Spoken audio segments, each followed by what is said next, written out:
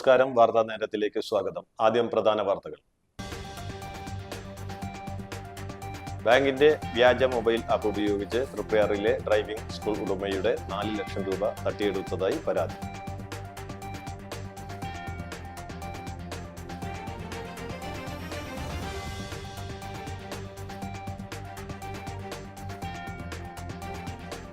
പഴുവിലിൽ വ്യാപാരിയെ കിണറ്റിൽ വീണ് മരിച്ച നിലയിൽ കണ്ടെത്തി.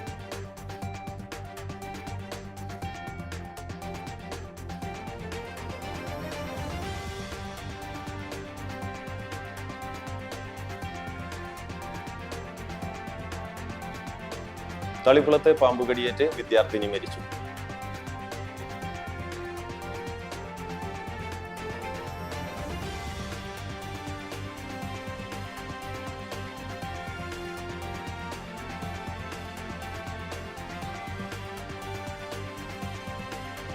ഗുരുവായൂർ ക്ഷേത്ര ദർശനം കഴിഞ്ഞ് മടങ്ങവെ അജ്ഞാത വാഹനമിടിച്ച് വലപ്പാട് സ്വദേശിയായ പരിക്കേറ്റ ഗൃഹനാഥൻ മരിച്ചു.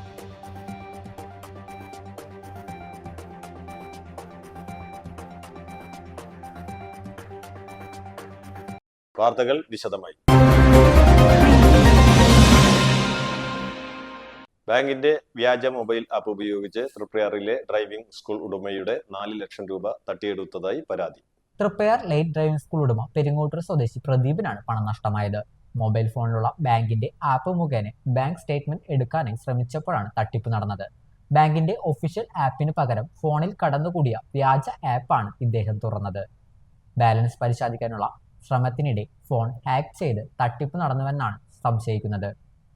OTP ഉൾപ്പെടെ പങ്കുവയ്ക്കാനുള്ള നിർദ്ദേശം അനുസരിച്ചതാണ് വിനയായത്. 8 തവണയായി 4,03,000 രൂപയോളം നഷ്ടപ്പെട്ടു. സൈബർ സെല്ലിലും അന്തിക്കാട് പോലീസിലും പരാതി നൽകിയിട്ടുണ്ട്. ജാർഖണ്ഡ് സ്വദേശികളാണ് തട്ടിപ്പിന് പിന്നിലെന്നാണ് സംശയിക്കുന്നത്. ഒരു കമ്പനി ആവശ്യത്തിന് വേണ്ടി ഒരു മാസത്തെ ബാങ്ക് സ്റ്റേറ്റ്മെൻറ്റ് എടുക്കാൻ വേണ്ടിയിട്ട് ഫെഡറൽ ബാങ്കിലാണ് എൻ്റെ അക്കൗണ്ട്. ആ അക്കൗണ്ടിൽ നിന്ന് സ്റ്റേറ്റ്മെൻറ്റ് എടുക്കാൻ വേണ്ടിയിട്ട് ഇത് ഓപ്പൺ ചെയ്തു. ഫെഡറൽ ബാങ്കിൻ്റെ ആപ്ലിക്കേഷൻ ഓപ്പൺ ചെയ്തപ്പോൾ അതിൽ 2 ഇത് കിടക്കുന്നുണ്ടായിരുന്നു. ഒന്ന് ഫെഡറൽ ബാങ്കും ഒന്ന് ഫെഡ് മൊബൈലും. അതിൽ അപ്പോൾ ഞാൻ ഫെഡ് ബാങ്കാണ് ഓപ്പൺ ആക്കിയത്. അത് മകനാണ് ചെയ്തത്. ഓപ്പൺ ആക്കിയപ്പോൾ അതിലവർ ഈ കാര്യം ഇട്ടപ്പോൾ 24 hours വെയിറ്റ് ചെയ്യാൻ പറഞ്ഞു. അപ്പോൾ അത് ക്ലോസ് ചെയ്തു. അപ്പോൾ അതിലേക്ക് അതിൻ്റെ മുമ്പ് ATM കാർഡിൻ്റെ നമ്പർ കൊടുത്തിരുന്നു. ഡീറ്റെയിൽസൊക്കെ കൊടുത്തിട്ട് ഒരു മാസത്തെ സ്റ്റേറ്റ്മെൻറ്റ് എടുത്തു. അത് കഴിഞ്ഞൊരു 8 മിനിറ്റ് ആകുമ്പോഴേക്കും എൻ്റെ അക്കൗണ്ടിൽ നിന്ന് ഫെഡ്നെറ്റ് വഴി 98,000 രൂപയും 98,000 രൂപയും അതിന് ശേഷം 1,92,000 രൂപയും 99,000 രൂപയും ഒരു 8 മിനിറ്റിനുള്ളിൽ അവർ ട്രാൻസ്ഫർ ചെയ്തെടുത്തു. അപ്പോഴേക്കും ബാങ്കിൻ്റെ ഇതിൽ നിന്ന് ഫോൺ വന്നു, നിങ്ങൾ നെറ്റ് ട്രാൻസാക്ഷൻ ചെയ്യുന്നുണ്ടോ എന്ന് ചോദിച്ചിട്ട്. അപ്പോൾ ഞാൻ ഇല്ലയെന്ന് ഉടനെ നിങ്ങളത് ബ്ലോക്ക് ചെയ്യണം, ഇതെന്തോ ഹാക്കിങ് നടക്കുകയാണ് എന്ന് അവർ അറിയിച്ചതിൻ്റെ അടിസ്ഥാനത്തിൽ അവർ പറഞ്ഞു അത് ചെയ്യാമെന്ന് പറഞ്ഞു. ഞങ്ങൾ ബാങ്കിലേക്ക് ബന്ധപ്പെട്ടപ്പോൾ ഞങ്ങളുടെ ബാങ്ക് ഫെഡറൽ ബാങ്ക് തൃപ്പയാർ ശാഖയാണ്. അവിടേക്ക് ബന്ധപ്പെട്ടപ്പോൾ അവർ പറഞ്ഞത് ആദ്യം ഫോൺ എടുത്തില്ല. ഫോൺ എടുക്കാണ്ടായപ്പോൾ എൻ്റെ ഓഫീസിൽ നിന്ന് ഞാനൊരു സ്റ്റാഫിനെ പറഞ്ഞയച്ചു.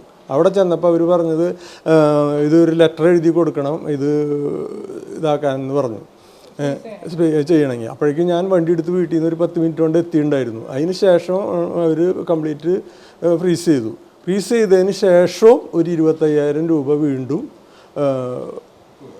അതിൽ നിന്ന് നഷ്ടപ്പെട്ടു. അങ്ങനെ മൊത്തം എനിക്ക് 4,03,011 രൂപയ്ക്ക് നഷ്ടപ്പെട്ടു എൻ്റെ അക്കൗണ്ടിൽ നിന്ന്. അതാണ് ഉണ്ടായത്. അതിന് ശേഷം ഞങ്ങൾ അപ്പം തന്നെ സൈബർ സെല്ലായിട്ട് ബന്ധപ്പെടാൻ വേണ്ടി ശ്രമിച്ചു. ഒരു 10-16 പ്രാവശ്യം വിളിച്ചതിന് ശേഷമാണ് കിട്ടിയത്. അപ്പോൾ അവർ ഉടനെ നിങ്ങൾ രജിസ്റ്റർ ചെയ്യാൻ പറഞ്ഞു കേസ്. അപ്പോൾ അതിൻ്റെ അടിസ്ഥാനത്തിൽ ഞങ്ങൾ പോലീസ് സ്റ്റേഷനിൽ ചെന്നു. പോലീസ് സ്റ്റേഷനിൽ ചെന്നപ്പോൾ അവർ പറഞ്ഞു സൈബർ സെല്ലിൽ രജിസ്റ്റർ ചെയ്യാൻ പറഞ്ഞു. അങ്ങനെ അക്ഷയയിൽ വന്ന് സൈബർ സെല്ലിൽ രജിസ്റ്റർ ചെയ്തു. അതിൻ്റെ രജിസ്റ്റർ ആയി എന്നുള്ള അക്നോളജ്മെൻറ്റ് വന്നു. അതുകൊണ്ട് പോലീസ് സ്റ്റേഷനിൽ വീണ്ടും ചെന്നപ്പോൾ അവർ പറഞ്ഞു FIR ഇടാൻ പറ്റില്ല, ഇപ്പോൾ നാളെ സാറില്ല, നാളെ വരാൻ പറഞ്ഞു. പിറ്റേ ദിവസം ഞങ്ങൾ ഇവരുടെ സൈബർ സെല്ലിൽ നിന്ന് വന്ന അക്നോളജ്മെൻറ്റും നിയർ പോലീസ് സ്റ്റേഷനിൽ റിപ്പോർട്ട് ചെയ്യാൻ പറഞ്ഞിട്ടുള്ള ഇതൊക്കെ ആയിട്ട് മെസ്സേജായിട്ട് അവർ ചെന്ന് കണ്ടപ്പോൾ അവർ പറഞ്ഞത് ഇതിൻ്റെ സൈബർ സെല്ലിൻ്റെ ഉത്തരവാദിത്തപ്പെട്ട ഒരാളുണ്ട്, അനൂപ് എന്ന് പറഞ്ഞിട്ട്, ആ സാറിനെ കാണാൻ പറഞ്ഞു. ആളെ കണ്ട് ആൾ ഇത് നോക്കിയതിന് ശേഷമാണ് പറഞ്ഞത് ഇത് ജാർഖണ്ഡിൽ നിന്നാണ് ഇതിൻ്റെ സോഴ്സ്, അവിടേക്കാണ് ഈ പൈസ പോയേക്കുന്നത്. പോലീസ് സ്റ്റേഷനിൽ ചെന്നിട്ട് ഇന്നലെ ചെന്നപ്പോൾ അച്ഛൻ്റെ കുറച്ച് ഡീറ്റെയിൽസ് ഒക്കെ എടുത്തിട്ട് അവരതിൻ്റെ സോഴ്സും കാര്യങ്ങളൊക്കെ പറഞ്ഞു. അത് കഴിഞ്ഞിട്ട് ഇന്നലെ നമ്മളോട് FIR രജിസ്റ്റർ ചെയ്യാനായിട്ട് ഞങ്ങൾ അങ്ങോട്ട് ആവശ്യപ്പെട്ടായിരുന്നു. കാരണം ബാങ്കിൻ്റെ ഭാഗത്തു നിന്ന് എന്തെങ്കിലും ഒരു ഇത് കിട്ടണമെങ്കിൽ FIR വേണമെന്ന് ബാങ്കിൻ്റെ ബ്രാഞ്ചിൽ നിന്ന് നമുക്കൊരു ഇൻഫർമേഷൻ കിട്ടിയായിരുന്നു. അപ്പോൾ നമുക്കത് എന്താ പറയുക, FIR അവർ രജിസ്റ്റർ ചെയ്ത് തന്നിട്ടില്ല. ഇന്നിപ്പോൾ വിളിക്കാമെന്നാണ് പറഞ്ഞത്. CI സാർ വന്നതിന് ശേഷം അനൂപ് സാറിനെ ബന്ധപ്പെട്ടപ്പോൾ CI വന്നിട്ടില്ല എന്നാണ് പറഞ്ഞത്. ഇപ്പോൾ സമയം 3:09 ഉച്ച സമയം. അപ്പോൾ നമുക്ക് ഇതുവരെ FIR രജിസ്റ്റർ ചെയ്യാൻ പറ്റിയിട്ടില്ല. ഇപ്പോൾ ആര് വന്ന് ചോദിക്കുമ്പോഴും നമ്മളോട് FIR രജിസ്റ്റർ ചെയ്തോന്നാണ് ചോദിക്കുന്നത്. പിന്നെ അവരുടെ അക്കൗണ്ട് ഹോൾഡ്, അതായത് അവരുടെ അക്കൗണ്ട് ഹോൾഡ് എന്ന് പറയുന്നത് കുറഞ്ഞ പൈസ ആയതുകൊണ്ട് തന്നെ നമുക്കൊരു ഹോപ്പില്ല എന്നാണ് അവിടുത്തെ SI സാറ് പറഞ്ഞത്. പിന്നെ നമ്മുടെ ഭാഗത്ത് മിസ്റ്റേക്ക് ആണെന്നാണ് പറയണത്. പിന്നെ ഇപ്പം നമ്മൾ ഇന്നലെ അച്ഛൻ്റെ ഫോണിലേക്ക് വീണ്ടും അവർ ട്രിഗർ ചെയ്തിട്ട് OTPs വന്നുകൊണ്ടിരുന്നു. ഒരു 5-8 OTP വന്നുകൊണ്ടിരുന്നു നമ്മുടെ അക്കൗണ്ട് ഫ്രീസ് ചെയ്തത് മാറാൻ വേണ്ടിയിട്ട്. പക്ഷേ വീണ്ടും ഫ്ലിപ്കാർട്ടിൽ നിന്ന് നമ്മുടെ ഒരു ഓർഡർ പ്ലേസ് ചെയ്യാമെന്ന് പറഞ്ഞിട്ട് ഒരു ഇത് വന്നു, മെസ്സേജ് വന്നു. അത് നമ്മൾ ഇഗ്നോർ ചെയ്ത് വിട്ടു. പിന്നെ വാട്സപ്പിൽ അവർ ഹായ് അയച്ച് വീഡിയോ കോൾ ചെയ്യാൻ പറഞ്ഞു. അത് നമ്മൾ ചെയ്തിട്ടില്ല. ഈ ഒരു സംഭവങ്ങളൊക്കെ വീണ്ടും റിപ്പീറ്റ് ചെയ്തപ്പോൾ നമ്മൾ വീണ്ടും സൈബർ സെല്ലായിട്ട് ഇരിഞ്ഞാലക്കുട ബ്രാഞ്ചിൽ സൈബർ സെല്ലായിട്ട് ബന്ധപ്പെട്ടപ്പോൾ ഫോണും കൊണ്ട് അങ്ങോട്ട് ചെല്ലാൻ പറഞ്ഞു. അങ്ങനെ നമ്മൾ അവിടെ ഫോണും കൊണ്ട് ചെന്നു. അച്ഛൻ്റെ ഫോൺ വീണ്ടും ക്ലീൻ ചെയ്തു. അങ്ങനെ ആ ക്ലീൻ ചെയ്ത് കഴിഞ്ഞ് ഒരു 10 മിനിറ്റിൻ്റെ ഉള്ളിൽ വീണ്ടും ആ സെയിം നമ്പറിൽ നിന്ന് തന്നെ നമുക്കൊരു കോൾ വന്നു. നിങ്ങളുടെ 4 ലക്ഷം രൂപ ഞങ്ങൾ തിരിച്ചു തരാം, അതിന് വേണ്ട ടാക്സ് നിങ്ങൾ അടയ്ക്കണം എന്ന് പറഞ്ഞിട്ട്. അപ്പോൾ നമ്മളപ്പോൾ തന്നെ അവിടുത്തെ സാറിൻ്റെ അടുത്ത് കൊടുത്തപ്പോൾ സാറ് പറഞ്ഞു നിങ്ങൾ ആ ടാക്സ് എടുത്തിട്ട് ബാക്കി എമൗണ്ട് അക്കൗണ്ടിലേക്ക് ഇടാനായിട്ട് പറഞ്ഞു. പക്ഷേ എന്താ പറയുക, അപ്പോൾ അച്ഛൻ ചോദിച്ചു അവരോട് നമുക്ക് ഈ വന്ന നമ്പർ ട്രേസ് ചെയ്യാൻ പറ്റുമോ എന്ന് ചോദിച്ചു. അപ്പോൾ സൈബർ സെല്ലിൽ നിന്ന് സാറ് പറഞ്ഞത് അതൊക്കെ ട്രേസ് ചെയ്യൽ കുറച്ച് ബുദ്ധിമുട്ടാണെന്നാണ് പറഞ്ഞത്. പിന്നെയെന്ന് വെച്ചാൽ ഇപ്പം നമ്മൾ ഇപ്പോൾ കുറച്ച് മുമ്പ് ഒരു ഉച്ച സമയത്ത് മുമ്പ് വരെ ചോദിച്ചപ്പോൾ എന്താ പറയുക വാട്സപ്പ് നമ്പർ ലൈവാണ്. അതായത് ഫെഡറൽ ബാങ്കിൻ്റെ ലോഗോ വെച്ചിട്ടാണ് ആ വാട്സപ്പ് റൺ ചെയ്തുകൊണ്ടിരിക്കുന്നത്. നമ്മളെ വിളിച്ചതും വേറെ നമ്പർ മാറിയിട്ടല്ല, സെയിം നമ്പറിൽ നിന്ന് കോൺടാക്ട് ചെയ്തുകൊണ്ടിരിക്കുന്നുണ്ട്. പിന്നെ ഈ ഇൻസിഡൻ്റ് ഉണ്ടായ ആ ഒരു സംഭവം മുതൽ നമ്മളെ ഹിന്ദിയിലല്ലാണ്ട് ഒരു മലയാളി ഫെഡറൽ ബാങ്കിൻ്റെ എന്താ പറയുക ഒരു റെപ്പ് എന്ന പോലെ അവർ നമ്മളെ ഗൈഡ് ചെയ്തിരുന്നു. 2/6 ഫസ്റ്റ് ട്രാൻസാക്ഷൻ നടന്ന് 2/8 ഫസ്റ്റത്തെ കോൾ വന്നു. അത് കഴിഞ്ഞിട്ട് അത് പക്ഷേ നമ്മളിപ്പോൾ ചെക്ക് ചെയ്തപ്പോൾ ബാങ്കിൽ നിന്നല്ല എന്നാണ് പറയണത്. അത് ഈ സ്കാം ചെയ്തവർ തന്നെയാണ് വിളിക്കുന്നത്, ബാങ്കിൻ്റെ റെപ്പാന്ന് പറഞ്ഞിട്ട്. ഇതിൽ പറഞ്ഞു കഴിഞ്ഞാൽ ഇപ്പോഴും നമ്മുടെ അക്കൗണ്ട് ധൈര്യപൂർവ്വം ഉപയോഗിക്കാൻ പറ്റില്ല. അപ്പോൾ അവർ പറഞ്ഞത് ഈ മൊബൈൽ വേറെ നമ്പർ എടുക്കാനും ഇതൊക്കെയാണ്. പിന്നെ ഞങ്ങൾ ആ അക്കൗണ്ട് വേറൊരു അക്കൗണ്ടിലേക്ക് ഇത് ട്രാൻസ്ഫർ ചെയ്യാൻ പറ്റുമെന്ന് വെച്ചപ്പോൾ അത് തുറന്നു കഴിഞ്ഞാൽ ആ സമയം അവർ വീണ്ടും ഇത് ചെയ്യുന്ന പറയുന്നത്. ഇതുവരെ അവരാ അക്കൗണ്ട് ബ്ലോക്ക് ചെയ്യാൻ സാധിച്ചിട്ടില്ല നമുക്ക്. അതാണ് വിഷയം. പിന്നെ ഈ FIR ഇട്ടിട്ടില്ല. ഞാൻ സൈബർ സെല്ലിൽ ഇരിഞ്ഞാലക്കുട പോയിരുന്നു. ആ സമയത്താണ് ഇപ്പോൾ ഈ നേരത്തെ പറഞ്ഞ ഇൻസിഡൻറ്റ് ഉണ്ടായത്, കോള് വന്നത്. ഞാൻ അവിടെ അസിസ്റ്റൻറ്റ് പോലീസ് കമ്മീഷണർ സിനോജ് സാറിനെ കണ്ടിരുന്നു. ആൾ പറഞ്ഞ അന്തിക്കാട് തന്നെയാണ് നിങ്ങളുടെ കാര്യങ്ങൾ ചെയ്യേണ്ടത്. പക്ഷേ ഇതുവരെ അന്തിക്കാട് നിന്ന് അവർ FIR ഇടാനായിട്ട് ഉള്ളൊരു തയ്യാറായിട്ടില്ല ഇതുവരെ. അത് CI വന്നാൽ മാത്രമേ ഇത് FIR ഇടാൻ പറ്റുള്ളൂ. അല്ലെങ്കിൽ വേറെ അവിടെ അത് ചാർജുള്ള ഉദ്യോഗസ്ഥന്മാരുണ്ടാവില്ല, അവർക്ക് ചെയ്യാമല്ലോ FIR ഇടാനായിട്ട്. അത് അവർ ആ രീതിയിലുള്ള കാര്യങ്ങൾ ചെയ്യണില്ല. CI വന്നിട്ടില്ല, CI വന്നിട്ട് ചെയ്യാനേ പറ്റുള്ളൂ എന്ന് പറയുന്നത്. അതിൻ്റെ തലേദിവസം ഒരു 10,000 രൂപ ഒരാൾ പോയി വന്ന് ഇതുമാതിരി ഈ ആപ്പ് ഉപയോഗിച്ചിട്ട് ഫോട്ടോ കിട്ടിയത് നമുക്ക് ബാങ്കിൽ നിന്ന് സാറിൻ്റെ കയ്യിൽ നിന്ന് നമുക്ക് ഈ ഫോട്ടോ കിട്ടിയത്. കാരണം നമ്മുടെ ആപ്പ് അപ്പം തന്നെ നമ്മൾ അൺഇൻസ്റ്റാൾ ചെയ്തിരുന്നു. അപ്പോൾ തലേ ദിവസം സെയിം സ്കാമിൽ സെയിം ആപ്പ് വെച്ചിട്ട് ഒരു സ്കാം നടന്നിട്ടുണ്ട്. അതൊരു 10,000 രൂപയാണ്. ആൾ റിപ്പോർട്ട് ചെയ്തിട്ടുണ്ടോ ഇല്ലയോ എന്നുള്ളത് നമുക്കറിയില്ല.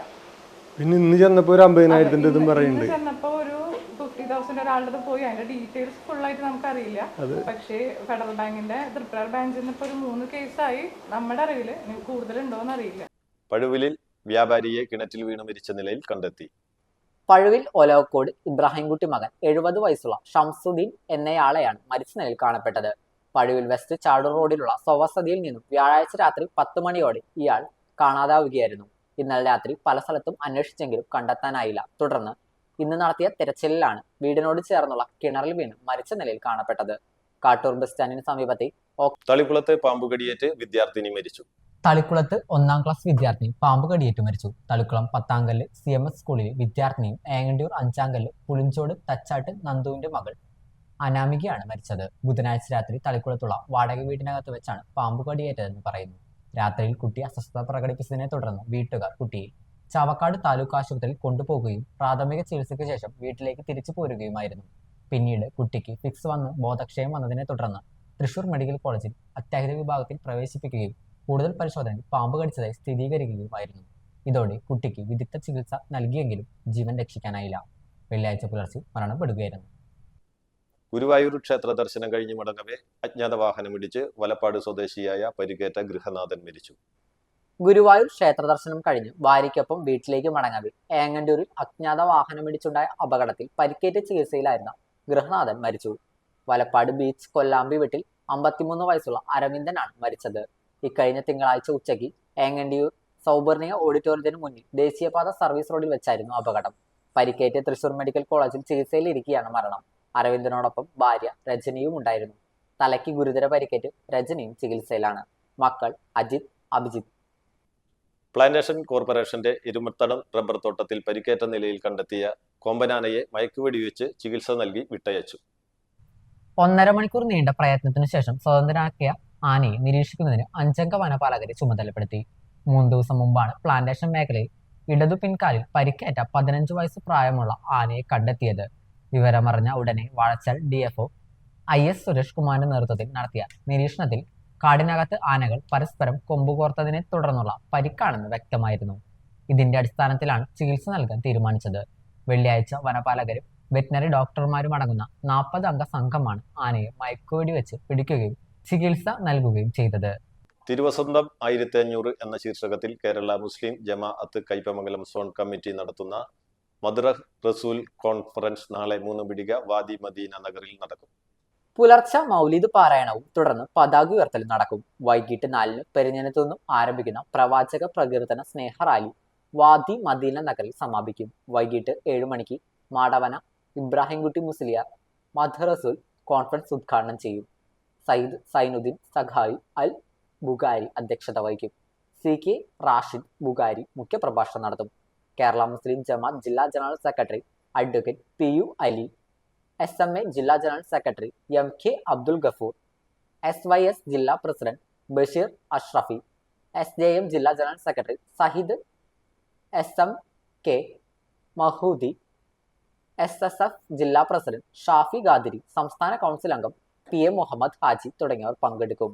കയ്പമംഗലത്ത് നടന്ന വാർത്താ സമ്മേളനത്തിൽ PA Muhammad Ali Haji, Abdul Gafoor വഴിയമ്പലം, Shameer Ponmanikkudam, UB Muhammad Ali, CA Muhammad Ali, Siddique തുടങ്ങിയവർ സംസാരിച്ചു. കേരള സർക്കാർ ഫിഷറീസ് വകുപ്പ് തദ്ദേശ സ്വയംഭരണ സ്ഥാപനങ്ങളുമായി ബന്ധപ്പെടുത്തി നടപ്പിലാക്കി വരുന്ന ജനകീയ മത്സ്യകൃഷിയുടെ 2ാം ഘട്ടത്തിന്റെ ഭാഗമായി ചാഴൂർ ഗ്രാമപഞ്ചായത്തിലെ തെരഞ്ഞെടുക്കപ്പെട്ട 71 മത്സ്യ കർഷകർക്കായി 86,000 മത്സ്യക്കുഞ്ഞുങ്ങളെ വിതരണം ചെയ്തു. ഗ്രാസ് കാർപ്പ്, കട്ട്ല, റോഹു ഇനത്തിൽപ്പെട്ട മത്സ്യക്കുഞ്ഞുങ്ങളെയാണ് വിതരണം നടത്തിയത്. ഗ്രാമപഞ്ചായത്ത് പ്രസിഡന്റ് KS മോഹൻദാസ് മത്സ്യക്കുഞ്ഞുങ്ങളുടെ വിതരണോദ്ഘാടനം ചെയ്തു. ഗ്രാമപഞ്ചായത്ത് വികസന കമ്മിറ്റി ചെയർമാൻ NN ജോഷി അധ്യക്ഷനായി. അക്വാകൾച്ചർ കോർഡിനേറ്റർ KK ഉണ്ണികൃഷ്ണൻ പദ്ധതി വിശദീകരണം നടത്തി. നമ്മുടെ പഞ്ചായത്തിന് മത്സ്യസമ്പത്ത് വർദ്ധിപ്പിക്കാൻ ആവശ്യമായ നല്ല ഇടപെടൽ നടത്തിക്കൊണ്ടിരിക്കുന്നവരാണ്. അതുകൊണ്ടാണ് നമ്മൾ ഏറ്റവും മികച്ച രീതിയിൽ ചാഴൂർ പഞ്ചായത്ത് എന്ന രീതിയിൽ മത്സ്യകൃഷിയിൽ അങ്ങനെ ഒരു ആദരവ് വിളിച്ചു പറ്റുന്ന വിധത്തിൽ നമുക്ക് മാറാനായി കഴിയും. പൊതുവെ സർക്കാരിൻ്റെ നയങ്ങളാണ് നമ്മുടെ സാധ്യമായ ഭക്ഷ്യ വസ്തുക്കളുടെ ഉൽപാദനം വർദ്ധിപ്പിക്കുക എന്നുള്ളതാണ് ഗവൺമെന്റ് ആഗ്രഹിക്കുന്നത്. വെളുത്തൂർ നമ്പോർക്കാവ് ഭഗവതി ക്ഷേത്രത്തിലെ നവരാത്രി ഉത്സവം 21 മുതൽ ഒക്ടോബർ 2 വരെയുള്ള ദിവസങ്ങളിൽ ആഘോഷിക്കുമെന്ന് ഭാരവാഹികൾ പത്രസമ്മേളനത്തിൽ പറഞ്ഞു. നവരാത്രി ദിവസങ്ങളിൽ വിശേഷാൽ നിറമാലകൾ, സോപാന സംഗീതം, സംഗീത കച്ചേരി, വയലിൻ കച്ചേരി, ഭക്തിഗാനമേള, തിരുവാതിരക്കളി, വിദ്യാർത്ഥികളുടെ മേളം അരങ്ങേറ്റം, ദേവി ഭാഗവത പാരായണം, നൃത്തം, സംഗീതോത്സവം, ത്യാഗരാജ പഞ്ചരത്ന കീർത്തനാലാപനം തുടങ്ങിയവ ഉണ്ടാകും. കുട്ടികളെ എഴുത്തിനെഴുത്തുവാനും ക്ഷേത്ര നടപ്പുരയിൽ സൗകര്യമുണ്ടാകുമെന്ന് രാമചന്ദ്രൻ കർത്തേത്തിൽ ഭാരവാഹികളായ K കൃഷ്ണകുമാർ, വിജയകുമാർ, കുണ്ടിൽമഠം എന്നിവർ പത്രസമ്മേളനത്തിൽ അറിയിച്ചു. ജനകീയ ആസൂത്രണ പദ്ധതി പ്രകാരം ചാഴൂർ പഞ്ചായത്തിൽ വനിതകൾക്ക് കറവ പശുക്കളെ വിതരണം ചെയ്തു. പഞ്ചായത്ത് പ്രസിഡന്റ് KS മോഹൻദാസ് ഉദ്ഘാടനം ചെയ്തു. NN ജോഷി അധ്യക്ഷനായി. സ്ഥിരം സമിതി അധ്യക്ഷരായ MK Shanmughan, Vineetha Benny, doctor KK Dawson, KC Girish എന്നിവർ സംസാരിച്ചു. KSU പ്രവർത്തകരെ മുഖം മൂടിയും കയ്യാമവും ധരിപ്പിച്ച് കോടതിയിൽ ഹാജരാക്കിയെന്ന വിവാദത്തിൽ വടക്കാഞ്ചേരി ഇൻസ്പെക്ടർ UK ഷാജഹാനെ സ്ഥലം മാറ്റിയ നടപടിക്ക് തിരിച്ചടി. പ്രതിഷേധമുയർത്തിയിരുന്നു. ഇതിനു പിന്നാലെയാണ് ഷാജഹാനെ പോലീസ് ആസ്ഥാനത്തേക്ക് സ്ഥലം മാറ്റിയത്. എന്നാൽ ഇതേ പ്രതികളെ വീണ്ടും നിയമാനുസൃതമായ രീതിയിൽ തിരിച്ചറിയൽ പരേഡിന് വിധേയരാക്കാൻ കോടതി ഉത്തരവിട്ടു. പരാതിക്കാരൻ മുൻകൂട്ടി പ്രതികളെ തിരിച്ചറിയാതിരിക്കാൻ മുഖംമൂടി ധരിപ്പിക്കുന്നത് സാധാരണ നടപടിയാണെന്ന് കോടതി വ്യക്തമാക്കി. ഇത് വാദിക്കും പ്രതിക്കും നീതി ഉറപ്പാക്കാൻ സഹായിക്കുന്നതാണ്. അക്രമകാരിയായ പ്രതിക്ക് വിലങ്ങ് വെക്കാൻ പോലീസിന് നിയമപരമായ അവകാശമുണ്ടെന്നും കോടതി ചൂണ്ടിക്കാട്ടി. നിലവിൽ പോസ്റ്റിംഗ് ലഭിക്കാത്ത ഇൻസ്പെക്ടർ UK ഷാജഹാനെ വടക്കാഞ്ചേരിയിലേക്ക് തന്നെ കൊണ്ടുവരേണ്ടി വരുമെന്നാണ് നിയമവൃത്തങ്ങൾ നൽകുന്ന സൂചന. കൊടുങ്ങല്ലൂരിൽ മദ്യപിച്ച് വാഹനമോടിച്ചയാളെ കസ്റ്റഡിയിലെടുത്ത പോലീസ് ഉദ്യോഗസ്ഥരെ തടഞ്ഞ കേസിൽ 2 പേർ അറസ്റ്റിൽ. മേത്തല പാലം സ്വദേശികളായ കാട്ടുകണ്ണത്തിൽ വീട്ടിൽ അനീഷ് കുമാർ, മനയത്ത് വീട്ടിൽ പ്രജീഷ് എന്നിവരെയാണ് കൊടുങ്ങല്ലൂർ പോലീസ് അറസ്റ്റ് ചെയ്തത്. ബുധനാഴ്ച രാത്രി TKS പുരത്ത് വാഹന പരിശോധന നടത്തുകയായിരുന്ന SI K Salim, CPO Amaldev എന്നിവർ മദ്യലഹരി കാർ ഓടിച്ചു വന്ന മേത്തല പാടം സ്വദേശി ഈശ്വരമംഗലത്ത് വീട്ടിൽ സനീഷിനെ കസ്റ്റഡിയിലെടുത്തിരുന്നു. ഇതേസമയം കാറിലുണ്ടായിരുന്ന പ്രതികൾ സനീഷിനെ വിട്ടുതരണമെന്നാവശ്യപ്പെട്ട് പോലീസ് ഉദ്യോഗസ്ഥരെ തടയുകയായിരുന്നു. ശ്രീനാരായണ ഗുരു സമാധി ദിനത്തോടനുബന്ധിച്ച് വെൽഫെയർ പാർട്ടിയുടെ നേതൃത്വത്തിൽ സാഹോദര്യ സമ്മേളനം സംഘടിപ്പിക്കുമെന്ന് ഭാരവാഹികൾ കൊടുങ്ങല്ലൂരിൽ അറിയിച്ചു. കൊടുങ്ങല്ലൂരിലെ MIT ഹാളിൽ സഹോദരൻ അയ്യപ്പൻ നഗറിൽ നടക്കുന്ന സമ്മേളനം വെൽഫെയർ പാർട്ടി സംസ്ഥാന പ്രസിഡന്റ് റസാഖ് പാലയിൽ ഉദ്ഘാടനം ചെയ്യും. ജനറൽ സെക്രട്ടറി സുരേന്ദ്രൻ കരിപ്പുഴ അധ്യക്ഷത വഹിക്കും. വെൽഫെയർ പാർട്ടി ജില്ലാ എക്സിക്യൂട്ടീവ് കമ്മിറ്റി അംഗം KJ ഷാജഹാൻ, കയ്പമംഗലം മണ്ഡലം പ്രസിഡന്റ് നവാസ്, ജില്ലാ കമ്മിറ്റി അംഗം ഫൈസൽ കയ്പമംഗലം, മണ്ഡലം സെക്രട്ടറി സുലൈമാൻ എന്നിവർ വാർത്താ സമ്മേളനത്തിൽ പങ്കെടുത്തു. ഗുരുവായൂർ റെയിൽവേ പാലത്തിന് താഴെ 2 മാസത്തോളമായി ദുരിത ജീവിതം നയിക്കുന്ന മനോവൈകല്യമുള്ള യുവാവിന് വ്യാപാരികളുടെ സഹായഹസ്തം. സേഫ് ഗുരുവായൂർ മിഷന്റെ സഹായത്തോടെ അഭയകേന്ദ്രത്തിലേക്ക് മാറ്റി. ഇരിങ്ങപ്പുറം സ്വദേശിയായ 36-കാരനെയാണ് തലക്കാട്ടുകര ജീവകാരുണ്യ ഭവനത്തിലേക്ക് മാറ്റിയത്. 4 വർഷം മുമ്പ് വാക്കുതർക്കത്തിനിടെ ഇയാൾക്ക് തലക്കടിയേറ്റിരുന്നു. പരിക്ക് ഭേദമായെങ്കിലും മാനസികാസ്വാസ്ഥ്യം പ്രകടിപ്പിച്ച് വീട്ടിൽ നിന്ന് ഇറങ്ങിപ്പോവുക പതിവായിരുന്നു. സാമ്പത്തിക പരാധീനതയെ തുടർന്ന് വീട്ടുകാർക്കും ചികിത്സിക്കാൻ പറ്റാത്ത അവസ്ഥയായി. മേൽപ്പാലത്തിനടിയിലെ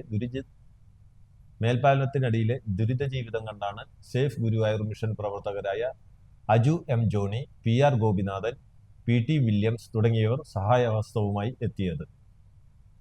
കാട്ടുപന്നിയെ വേട്ടയാടി മാംസം വിൽപ്പന നടത്തിയ കേസിൽ ഫോറസ്റ്റ് അറസ്റ്റ് ചെയ്ത് ജാമ്യത്തിലിറങ്ങിയ യുവാവിനെ വീടിന് സമീപത്ത് തൂങ്ങി മരിച്ച നിലയിൽ കണ്ടെത്തി. കാഞ്ഞിരക്കോട് വടക്കം വീട്ടിൽ 30 വയസ്സുള്ള മിഥുനാണ് മരിച്ചത്. ഇന്നു രാവിലെ വീടിന് സമീപത്ത് സ്വകാര്യ വ്യക്തിയുടെ പറമ്പിൽ തൂങ്ങി മരിച്ച നിലയിൽ കണ്ടെത്തുകയായിരുന്നു. സംഭവത്തിൽ വനം വകുപ്പിനെതിരെ നാട്ടുകാർ പ്രതിഷേധവുമായി രംഗത്തെത്തി. തഹസിൽദാർ സ്ഥലത്തെത്തി മൃതദേഹം താഴെ ഇറക്കിയാൽ മതിയെന്ന് നാട്ടുകാർ പറഞ്ഞു. ഓട്ടോ ഡ്രൈവറായ മിഥുൻ കുടുംബത്തിലെ ഏക ആശ്രയമായിരുന്നു.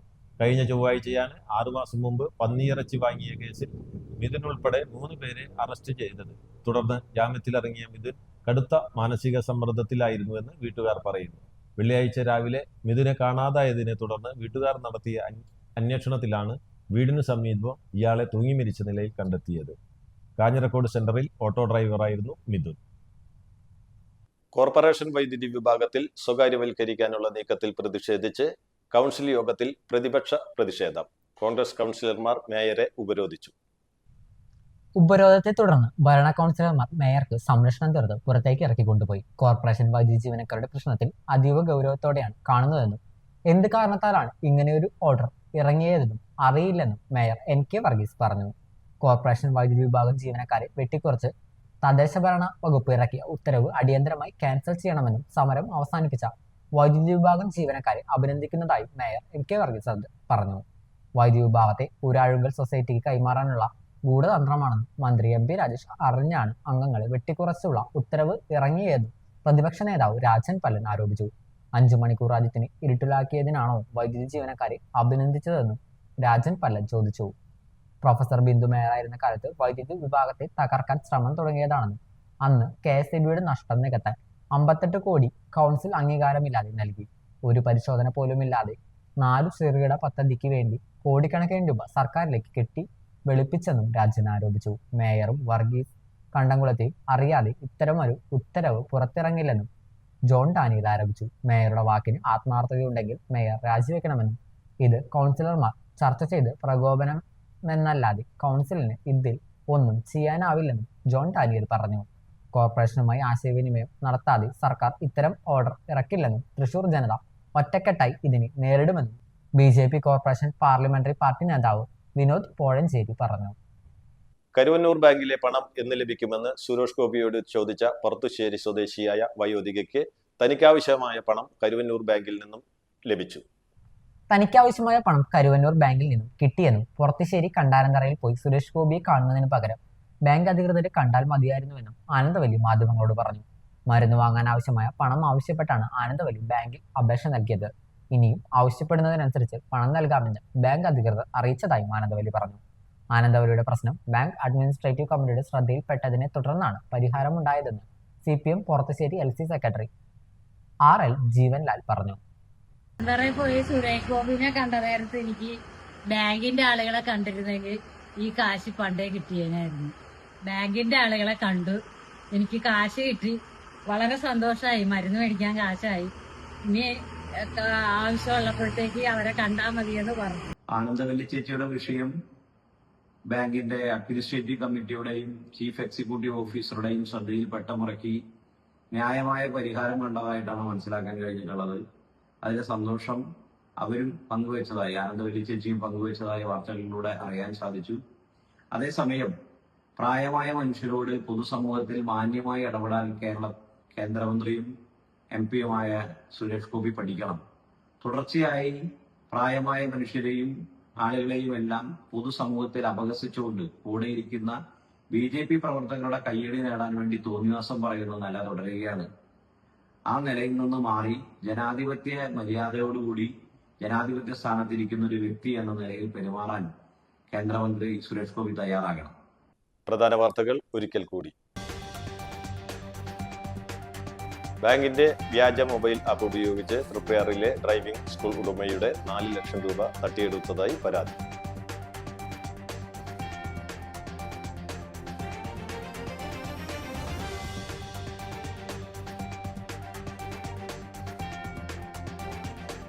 പഴുവിലിൽ വ്യാപാരിയെ കിണറ്റിൽ വീണ് മരിച്ച നിലയിൽ കണ്ടെത്തി.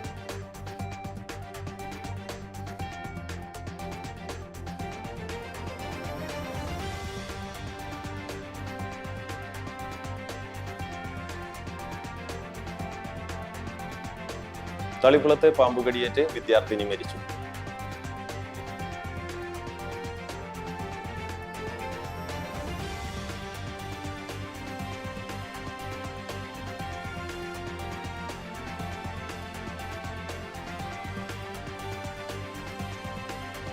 ഗുരുവായൂർ ക്ഷേത്ര ദർശനം കഴിഞ്ഞ് മടങ്ങവെ അജ്ഞാത വാഹനമിടിച്ച് വലപ്പാട് സ്വദേശിയായ പരിക്കേറ്റ ഗൃഹനാഥൻ മരിച്ചു.